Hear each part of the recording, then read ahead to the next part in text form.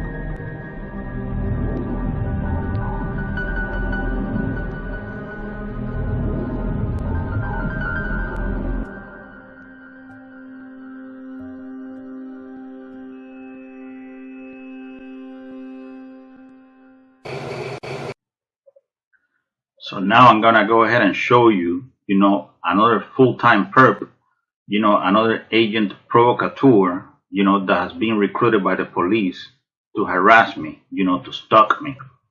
This guy I'm about to show you has been stalking me in the Cutler Bay area, for approximately 5 or 6 months. Check him out.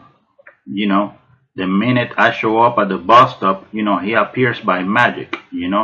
The idea, is to let me know that I'm being watched.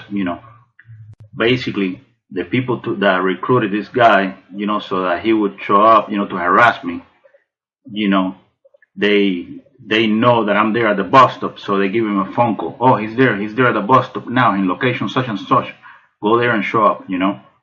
So then the guy, shows up and then he stands right behind me. This is a psychological intimidation tactic. They basically they wanna let me know that I'm under constant surveillance, that I'm being watched at all times.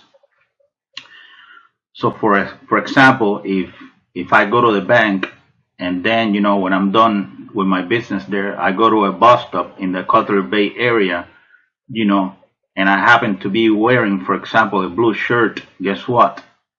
The minute I get to the bus stop, this guy is, he shows up by magic, orchestrated synchronicity.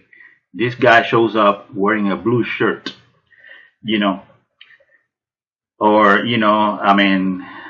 this guy has been harassing me for a long time here in the Cutler Bay area. So if I go to Goodwill, for example, I'm walking in the sidewalk and I'm heading to Goodwill, I look behind me and guess what? There's the guy following me, and the minute I turn around, he plays stupid. He does something else, to pretend that it's just something happening by chance. But this is not something happening by chance. This is something that has been carefully orchestrated. Basically, somebody gives him a phone call, the targeted individual is in location such and such. Go there and mess with him. And then this guy shows up, that's how it works. Or let's say, the minute I'm done, in Goodwill, and I go to a bus stop, to go to another location, guess what? When I board the bus, the guy is there, and the minute he sees me, he does some weird hand signal shit, something like this, or touching his nose or something, or coughing heavily. This is a psychological tactic, dark neuro-linguistic programming, negative aversive stimuli, So basically, he does that shit, to let me know that, that he's there watching me, to let me know that this is not something happening by chance, So,